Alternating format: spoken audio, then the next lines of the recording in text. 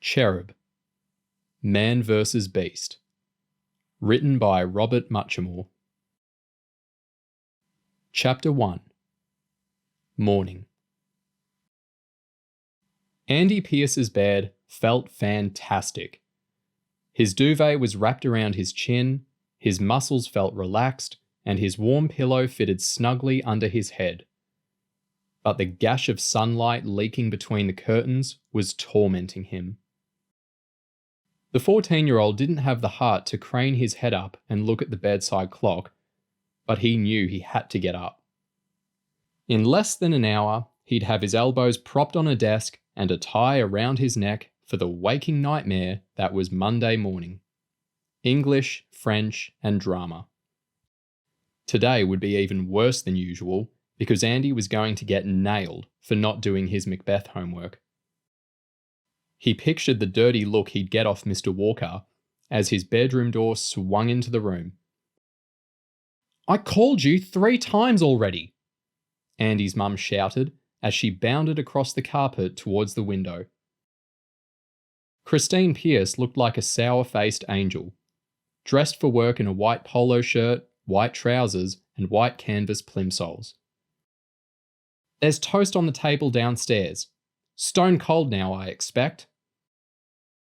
The room exploded with light as Christine swished the curtains apart, then whipped away the duvet covering her eldest son.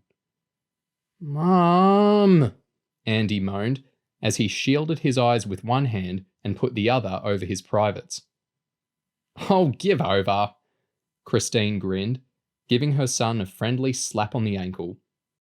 "You've got nothing down there I haven't seen 1,000 times before." Her expression turned to revulsion as she caught a whiff of the duvet hanging over his arm. "When exactly did you last change these sheets?" Andy shrugged as he rolled onto his bum and grabbed a pair of clean boxers he'd set out the night before. "I don't know. Last week, I think." "Pull the other one. Those pillowcases are yellow and I don't even want to think about the smell." "It's not that bad." Andy watched his mum's lips thin out as he yanked a school shirt sleeve up his arm. Thin lips meant he had to be careful. She was on the verge of going thermonuclear. "When I get home from work this evening, I expect to see that disgusting bed linen washed and hanging on the rotary line out the back. And you can do your brother's while you're at it." "What?" Andy gasped. "Why have I got to do Stuart's bed?" Andy recoiled as his mother jammed her pointing finger under his nose. "You claim you're old enough to stroll in from the cinema with your mates at 11:15. In my book, that makes you old enough to start taking more responsibility around this house. This isn't a hotel, and I'm your mother, not your cleaning lady." "Yes, Your Majesty," Andy said sullenly. Christine glanced at her watch and sounded more friendly as she backed away. "I've got to run. You know, it would make my life easier if I got a little bit more cooperation out of you." Andy had heard this guilt trip before and wasn't buying it. "Where's my lunch money?" he asked, as he kicked both feet in the air and hitched black school trousers up his legs. "There's bus fare on the kitchen worktop, ham, tomato and mustard sandwich in the fridge." "Can't I get chip money?" "Don't start on that one again. You know I haven't got 30 quid a week for you and Stuart to spend on junk food." Andy tutted. "Everyone goes round the chippy. Sandwiches are totally embarrassing." "Go whine to your father. His wife's driving around in a new Focus while I'm maxed out on 3 credit cards." This guilt trip worked better.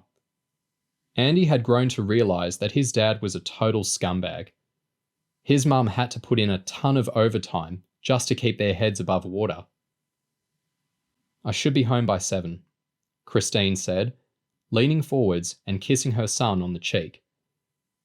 "And I'm not joking about changing those beds. You hear me?" Leaving a smudge of lipstick on her son's face, she backed out of the room and set off downstairs.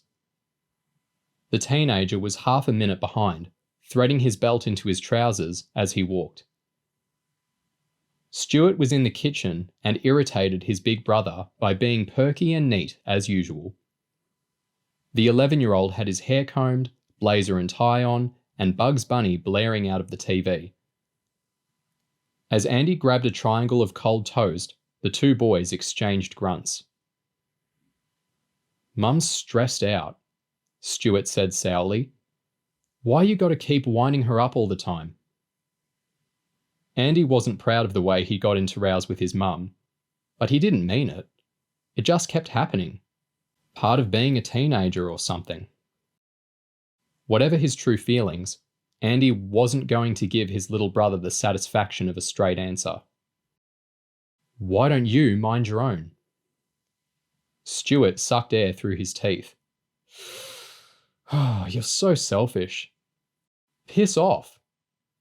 "Don't start, you two," Christine shouted from the hallway. She had a bag over her shoulder now and the car keys in her hand, all set to leave. "You've got 10 minutes or you'll both be late for school. Don't forget to turn the deadlock in the front door as you leave." Andy gave his mum a nod. "Later, Mum. Have a good day at work." "Not much chance of that," she answered gloomily. Andy waited for the front door to close before scowling back at his brother. "You're asking for a punch with that smart mouth."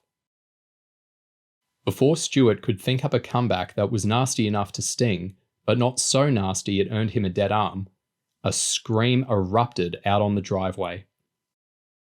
It could only be their mum, and it wasn't an "I've seen a spider" scream, or the way she'd screamed at their father when they were getting divorced. It came from deep inside, like she was in a lot of pain. The two lads bolted out of their seats at the dining table and raced down the hallway towards the front door. A balaclava-clad man smashed Christine's car windscreen with a mallet as Andy burst out onto the driveway. Christine writhed in the gravel, screaming and spitting.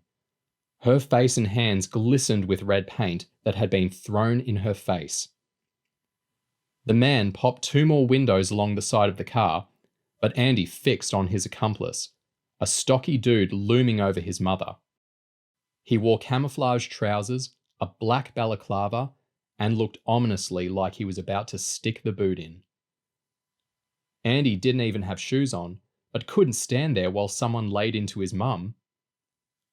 "You're dead!" Andy screamed as he charged forward. He was stocky, but the teenager wasn't up to fighting a grown man. The masked dude wrapped an arm around Andy's neck and planted a gloved fist hard into his face.